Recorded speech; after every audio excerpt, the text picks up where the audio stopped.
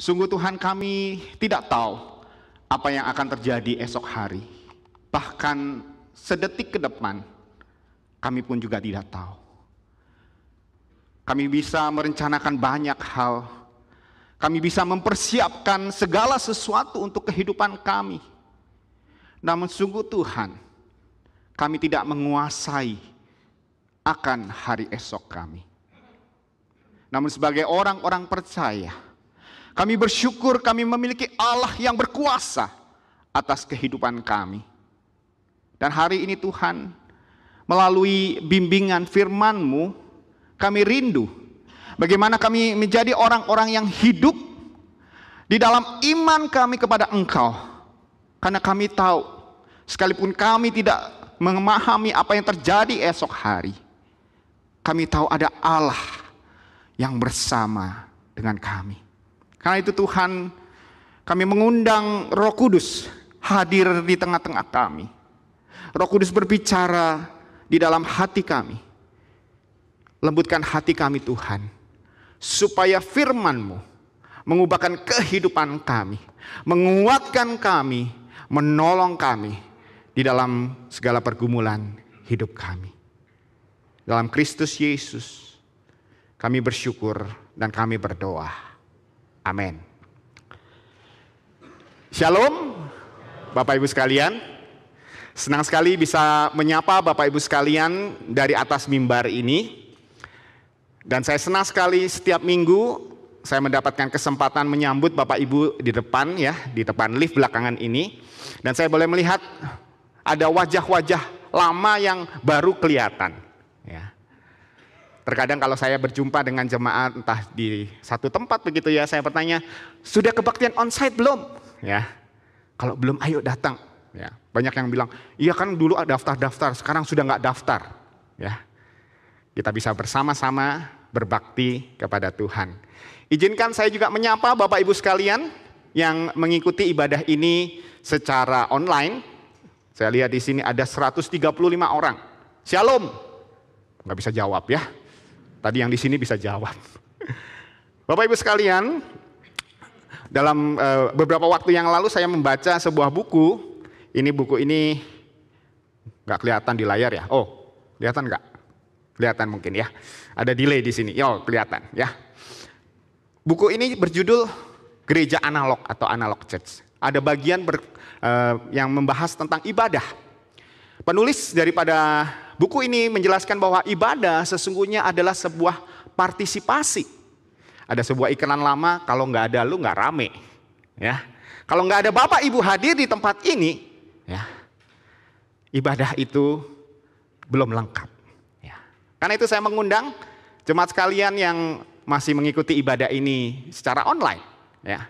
Kalau Bapak Ibu ya, sehat, sudah divaksin lengkap, dan tidak keluar kota. Ada sebagian jemaat yang setia mengikuti ibadah secara online karena sedang ada di luar kota. Ya. Saya mengundang Bapak Ibu sekalian hadir di GKI Anugerah. Ya. Jalan Jenderal Sudirman 193 197. Ya. Masih banyak tempat yang kosong bagi Bapak Ibu sekalian. Datanglah berbakti kepada Tuhan di rumah Tuhan. Bapak Ibu sekalian, dalam bulan September ini kita berbicara beberapa tema. Tema yang pertama, waktu itu kita belajar bagaimana kita mampu sebagai murid-murid Tuhan mampu menerima kehidupan ini walaupun mungkin dalam keadaan yang tidak ideal. Kemudian kita juga belajar bagaimana sebagai murid Tuhan kita belajar untuk menjadi murid yang maksimal. Dan minggu yang lalu ya, Pak Kurdi menyampaikan bagaimana kita boleh hidup menjadi murid yang mengembangkan sikap hidup yang optimis. Karena kadang hidup itu tidak selalu rata.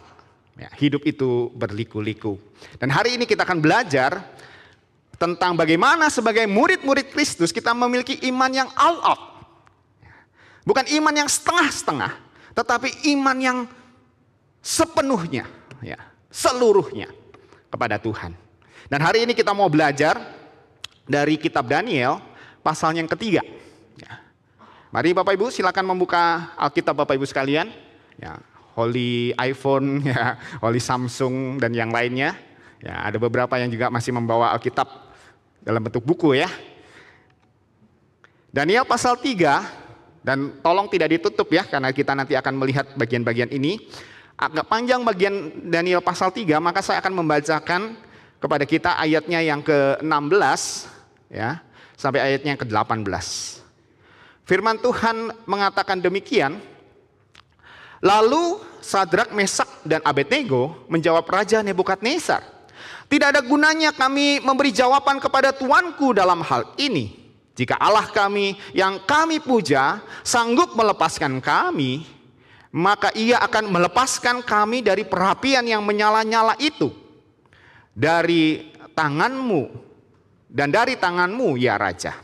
Tetapi seandainya tidak, hendaklah tuanku mengetahuinya ya Raja, bahwa kami tidak akan memuja dewa tuanku dan tidak akan menyembah patung emas yang tuanku dirikan itu."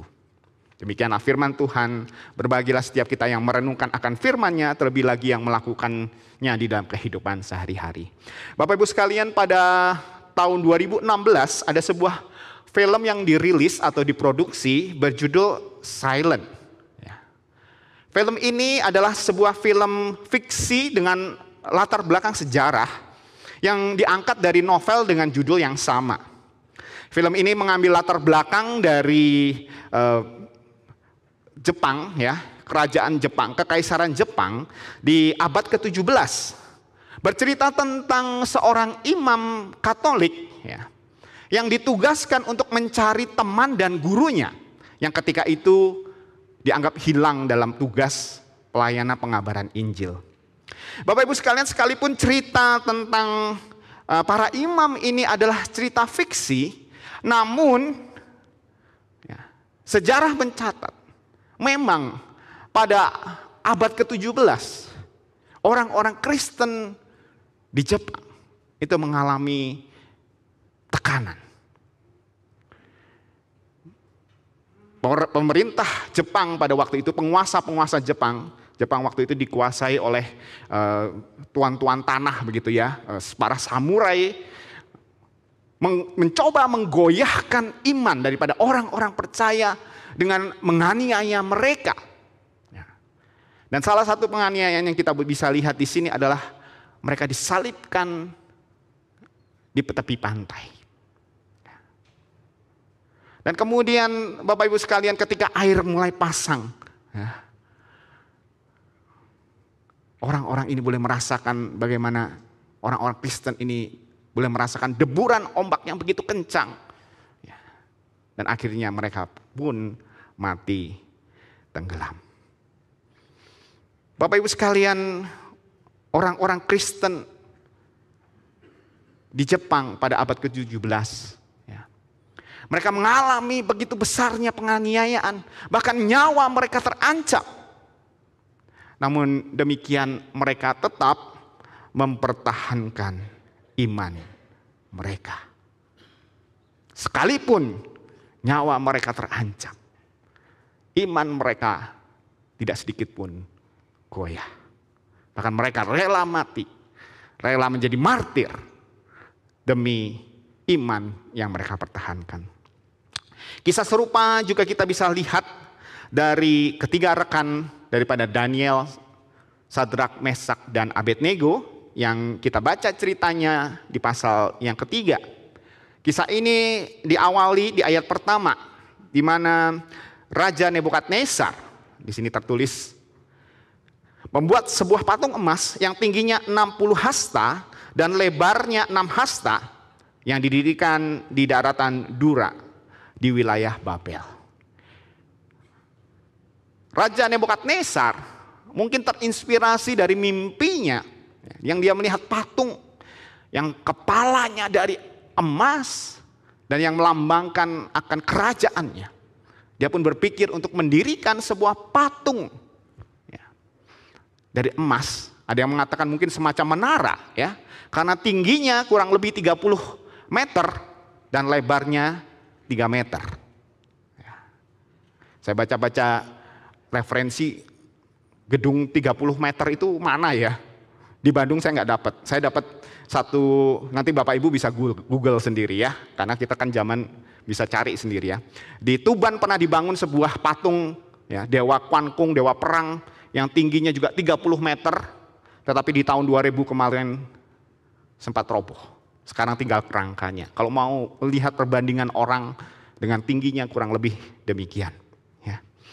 Jadi Raja Nebukadnezar mendirikan sebuah patung ya dari emas, dan kemudian dia mengumpulkan para pejabat, para penguasa yang ada di Babel, para wakil-wakil raja di wilayah yang kita bisa baca di ayat kedua dan ketiga, dan kemudian di ayat keempat dan ayat keenam sampai keenam kita bisa melihat bagaimana mereka,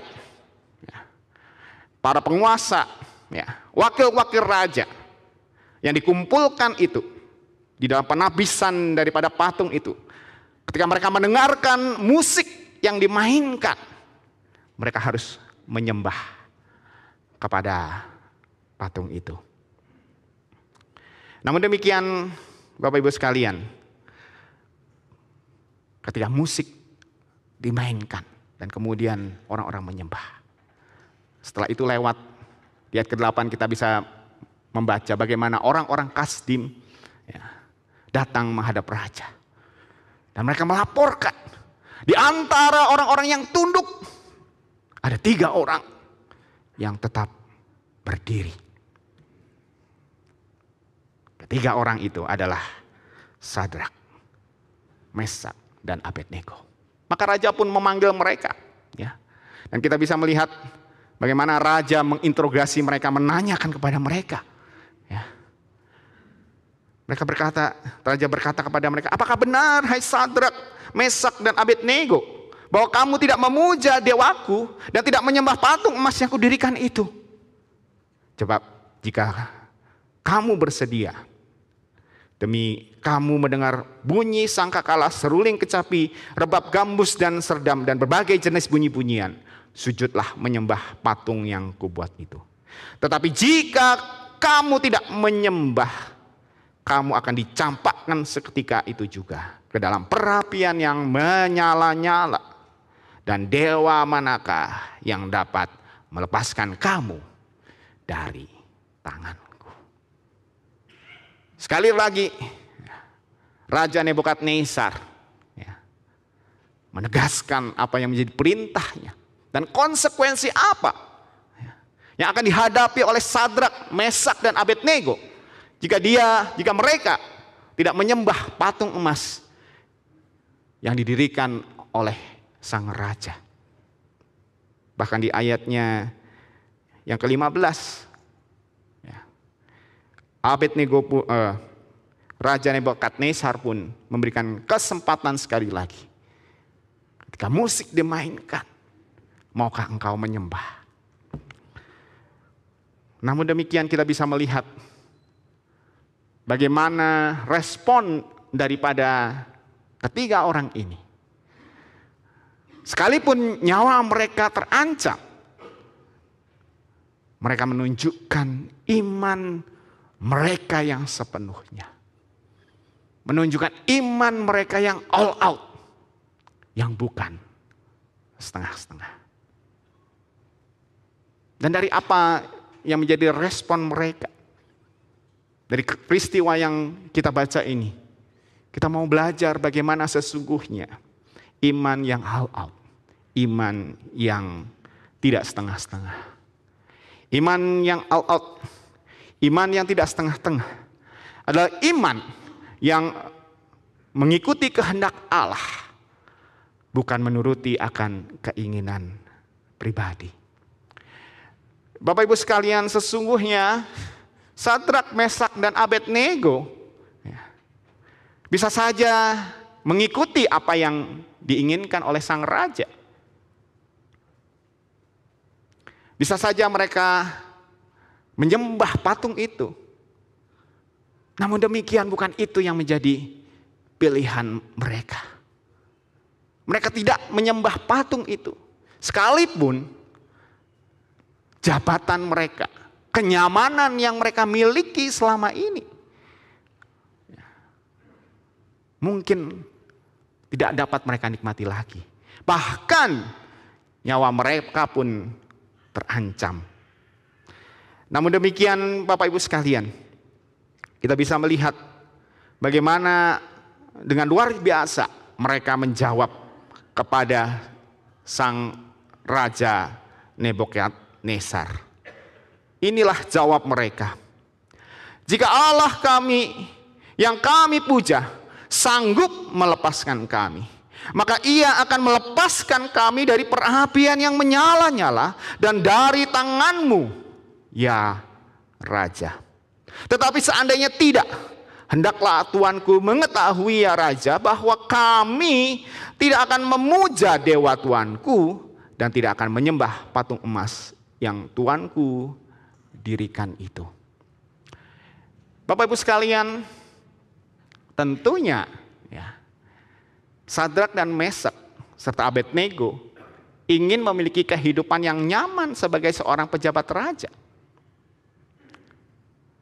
Mereka tidak ingin nyawa mereka kehilangan nyawa mereka. Namun demikian, ya, sebagai konsekuensi untuk meneguhkan iman mereka, menunjukkan iman mereka, mereka siap mengalami kematian. Di sini dikatakan, jika Allah yang kami puja sanggup melepaskan kami, Ia akan melepaskan kami. Di sini Sadrak, Mesak, dan Abednego menunjukkan kepada kita akan keyakinan mereka, bahwa mereka memiliki Allah yang berkuasa, yang sanggup melepaskan apa yang akan ancaman yang terjadi di dalam diri mereka. Tuhan sanggup melepaskan mereka dari hukuman yang akan dijatuhkan oleh Raja Nebukadnezar. Namun demikian perkataan yang luar biasa yang dikatakan oleh Sadrak, Mesak, dan Abednego. Andai pun tidak, hendaklah tuanku mengetahui, kami tidak akan memuja dewa tuanku dan menyembah patung emas yang didirikan itu. Sekalipun Tuhan tidak melepaskan mereka dari hukuman sang raja, mereka tetap memuja Allah yang mereka kenal, Allah yang berkuasa di dalam kehidupan mereka. Bapak Ibu sekalian, bukankah seringkali hidup tidak selalu seperti yang kita inginkan? Benar bukan? Kita bisa merencanakan banyak hal, kita bisa mempersiapkan segala sesuatu. Tetapi terkadang apa yang kita persiapkan, apa yang kita rencanakan, itu tidak terjadi. Siapa yang pernah menyangka ya, di tahun 2020 pandemi COVID-19 melanda seluruh dunia. Ya. Saya yakin banyak bapak ibu sekalian, banyak jemaat sekalian yang sudah merencanakan banyak hal di tahun 2020. Pada waktu itu Klasis Priangan sedang berulang tahun yang ke-50. Kita ingin mengadakan acara yang besar-besaran. Ya. Tetapi gagal oleh karena COVID-19. Dan Bapak Ibu sekalian, siapa yang menyangka di tahun ini, di tengah-tengah masa pandemi yang belum selesai, Rusia dan Ukraina ya, saling berperang. Mungkin kita berpikir, wah yang perang mah jauh ya, bom-bom yang ngebom mah di sana. Tetapi efeknya kita rasakan saat ini. Ya. Kalau Bapak Ibu ya, dulu beli bensin sekian, sekarang nggak cukup lagi. Ya. Itu gara-gara perang. Ya. Banyak hal ya, yang terjadi dalam kehidupan kita. Ya. Di luar rencana kita, di luar keinginan kita. Ada bapak ibu yang mungkin bergumul dengan usaha dan pekerjaan. Semua yang diplanningkan gagal. Ada bapak ibu sekalian yang bergumul dengan kesehatan. Sudah berusaha untuk menjaga kesehatan. Namun toh penyakit itu tidak bisa ditolak. Ada Bapak Ibu sekalian yang bergumul di dalam keluarga, entah dengan pasangan, entah dengan anak, ataupun anak-anak dengan orang tua, yang kita tidak pernah pikirkan sebelumnya. Bapak Ibu sekalian, yang masalah bukanlah berapa banyak pergumulan yang kita hadapi, atau apakah pergumulan yang kita hadapi. Yang menjadi pertanyaan, bagaimana kita meresponinya? Adakah kita meresponinya dengan keluh kesah? Adakah kita meresponinya dengan marah kepada Tuhan? Mengapa ini terjadi? Ataukah kita menjadi pesimis dengan kehidupan ini? Jika Tuhan kita, Yesus Kristus, dapat berkata kepada Bapa di surga, "Ya Bapa, sekiranya boleh, cawan ini lalu daripadaku, tetapi kiranya kehendak-Mu yang jadi." Yesus memiliki keinginan, Dia tidak ingin menderita. Namun dalam ketaatannya, Dia menerima apa yang menjadi kehendak Bapa di surga. Setiap kita di dunia ini, tidak ada yang ingin di dalam kesulitan, di dalam pergumulan. Namun ketika kita mengalaminya, dapatkah kita berkata, "Tuhan, kehendak-Mu lah yang jadi. Ajarkan kami apa maksud-Mu ketika kami mengalami pergumulan-pergumulan ini." Iman yang all out adalah iman yang mengikuti kehendak Allah, bukan menurut kepada keinginan kita. Iman yang all out juga iman yang menjadikan kita saksi daripada karya Allah di dalam kehidupan kita. Bapak Ibu sekalian, sebagai konsekuensi daripada mereka tidak menyembah kepada patung yang didirikan oleh Raja Nebukadnezar, Sadrak, Mesak, dan Abednego harus dicampakkan ke perapian. Bahkan dicatat di ayat 24 sampai 25 ya, bahwa mereka itu dibakar 7 kali lebih panas ya, dari yang sebelumnya. Maksud saya itu dicatat di ayat ke-19 sampai ayatnya yang ke-22 ya. Perapian itu dibikin begitu panasnya sampai orang yang melempar Sadrak, Mesak, dan Abednego pun mati. Namun hal yang luar biasa dicatat oleh Alkitab. Dan inilah respon daripada Raja Nebukadnezar.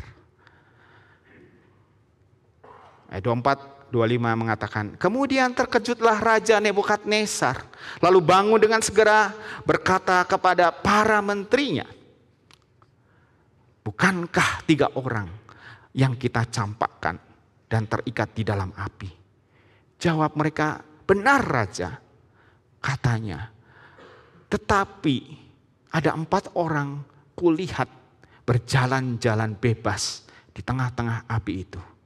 Mereka tidak terluka. Dan yang keempat itu rupanya seperti anak dewa.'" Bapak Ibu sekalian, Tuhan tidak melepaskan Sadrak dan Mesak dari hukuman yang harus mereka terima. Tuhan tidak melepaskan mereka dari ancaman yang mereka hadapi. Namun demikian kita bisa melihat ada pribadi keempat yang disaksikan oleh Raja Nebukadnezar. Tuhan menyertai mereka, memberikan kekuatan kepada mereka ketika menjalani penderitaan ataupun pergumulan yang menjadi konsekuensi dari iman yang mereka pertahankan. Dan oleh karena itu, ya, Raja begitu terpukau. Ya. Dan akhirnya memanggil mereka keluar dan mendapati Sadrak, Mesak, dan Abednego. Mereka keluar dengan selamat. Dan dari peristiwa itu, maka Raja Nebukadnezar pun berkata demikian. Terpujilah Allah Sadrak, Mesak, dan Abednego. Ia telah mengutus malaikatnya dan melepaskan hambanya yang telah menaruh percaya kepadanya dan melanggar titah raja, dan yang menyerahkan tubuh mereka karena mereka tidak mau menyembah Allah manapun kecuali Allah mereka. Oleh karena iman yang diteguhkan, yang dipegang teguh oleh Sadrak, Mesak, dan Abednego, Raja Nebukadnezar bisa melihat karya Allah, kuasa Allah yang terjadi pada diri Sadrak, Mesak, dan Abednego. Dan Tuhan pun namanya dimuliakan. Kata raja, terpujilah Allah Sadrak, Mesak, dan Abednego. Sekalipun Sadrak dan Mesak serta Abednego menghadapi akan ancaman terhadap nyawa mereka, namun ketika mereka teguh di dalam iman mereka, justru iman mereka menjadi kesaksian bagi orang-orang di sekitarnya, dan nama Tuhan dipermuliakan.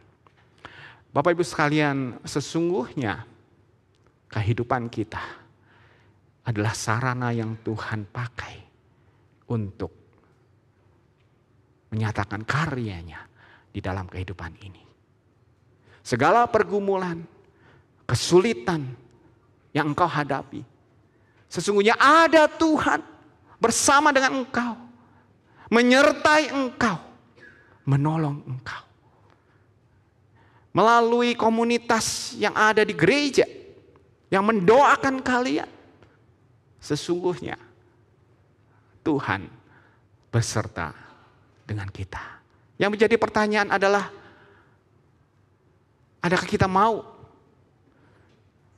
kehidupan kita dipakai oleh Tuhan sebagai sarana Tuhan menyatakan kebesarannya, kemuliaannya di tengah dunia ini. Dan jika kita mengizinkan Tuhan berkarya dalam kehidupan kita, maka nama Tuhan akan dipermuliakan. Bapak Ibu sekalian, izinkan saya menceritakan kembali kisah antara sepasang suami istri bernama Ralph Tan dan Alice Liu.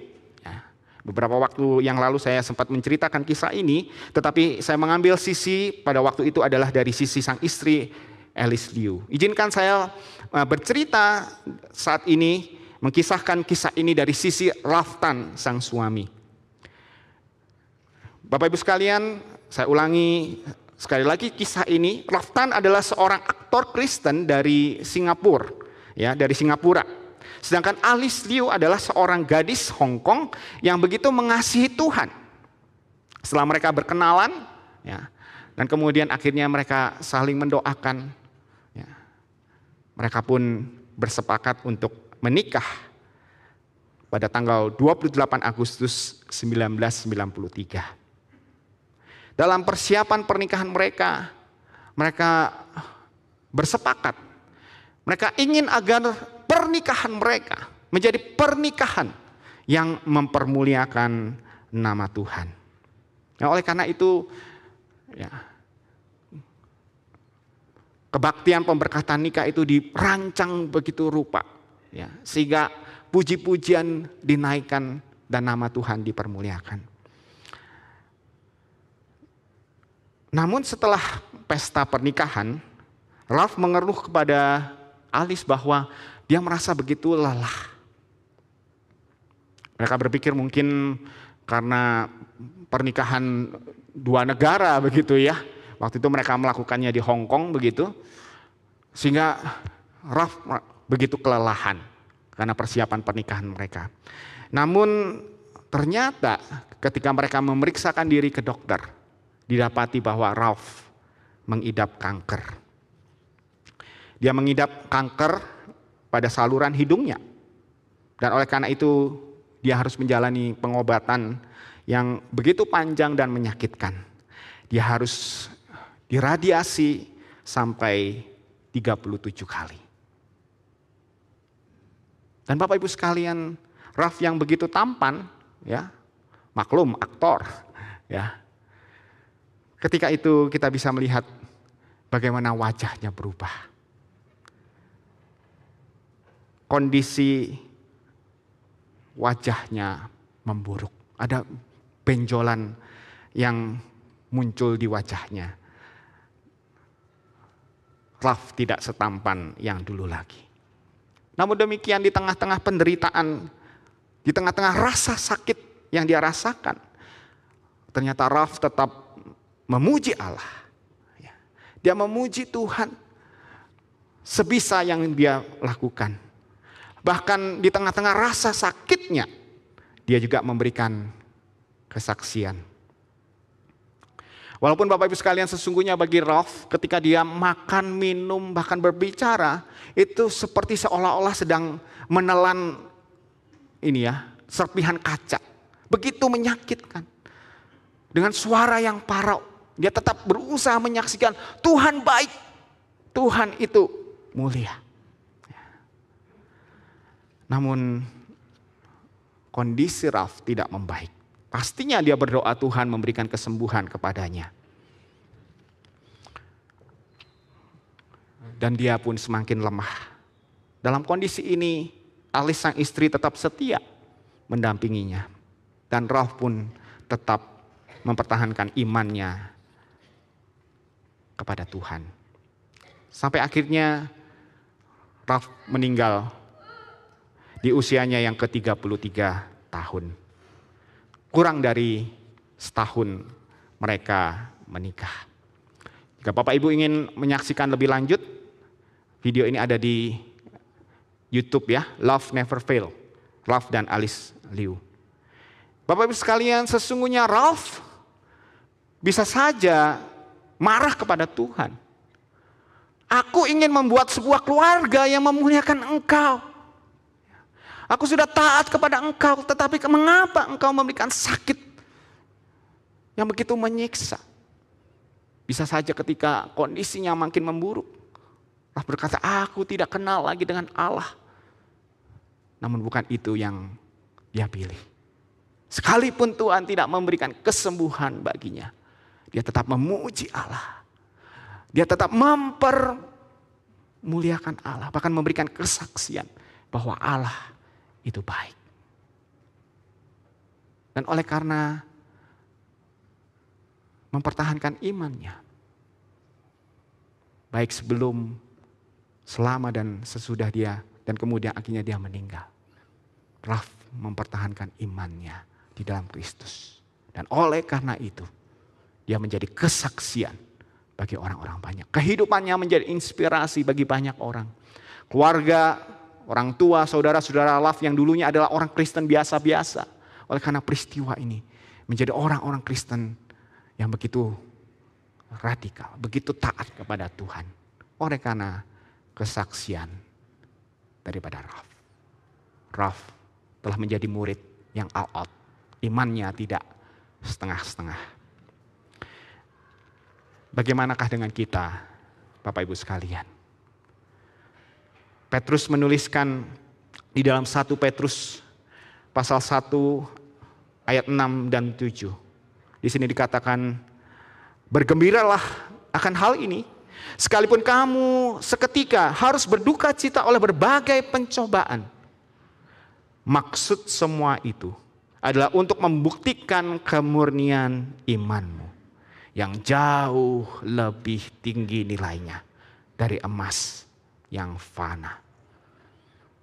Bagian ini cukup unik Bapak Ibu sekalian. Di sini dikatakan bergembiralah sekalipun engkau harus berduka cita karena berbagai pencobaan. Ada kata gembira di tengah-tengah duka cita. Artinya sekalipun kehidupan kita tidak seperti yang kita inginkan. Kita mungkin bersedih, kita bergumul dengan kehidupan kita. Tetapi ingatlah, itu semua adalah ujian daripada iman kita. Tuhan ingin melihat apakah iman kita adalah iman yang hanya seperti sebuah tanah liat, ataukah iman yang murni seperti sebuah emas. Ada seorang penulis mengatakan, sesungguhnya iman bukanlah bahan bakar yang dapat habis ketika kita berkendara. Tetapi iman adalah otot-otot yang diperkuat oleh latihan demi latihan. Bapak Ibu sekalian, sesungguhnya ketika kita mengalami begitu banyak pergumulan, ingatlah, itu adalah latihan yang Tuhan berikan supaya otot-otot iman kita semakin kuat di hadapannya. Sehingga setiap kita yang ada di tempat ini boleh menjadi murid-murid Kristus yang memiliki iman yang all out. Mari kita menutup uraian firman hari ini. Kembali kita katakan, hari esok kita tidak tahu apa yang terjadi. Tetapi satu hal yang ku tahu, ada Tuhan bersamaku. Bolehkah kita menyanyikan bagian ref daripada lagu ini? PowerPoint bisa bantu saya. Banyak hal yang terjadi dalam hidupku ini, tapi Tuhan siapa kuasa kita sebab banyak hal yang kan terjadi dalam hidupku ini. Ku tak tahu berkuasa mengatur semuanya. Musik dimainkan, mari kita mengambil sikap berdoa. Ya Tuhan, sungguh banyak hal yang bisa terjadi esok hari. Dan kami tidak tahu apa yang akan terjadi. Namun yang kami tahu, kami memiliki Allah yang berkuasa atas segala sesuatu, termasuk kehidupan kami. Oleh karena itu Tuhan, kepada Engkau kami datang menyerahkan segala pergumulan hidup kami. Mungkin orang-orang di sekitar kami tidak tahu apa yang sedang terjadi dalam diri kami. Namun Engkau Allah yang tahu. Yang kepadamu kami boleh berseru, ya Tuhan. Dan kiranya di dalam iman kami kepada Engkau, kami boleh menjadi orang-orang yang taat, terus mencari kehendak Tuhan. Sehingga melalui iman yang kami pegang itu, nama Tuhan boleh dipermuliakan. Tolonglah kami Tuhan, peganglah tangan kami. Dalam Kristus Yesus kami berdoa. Amin.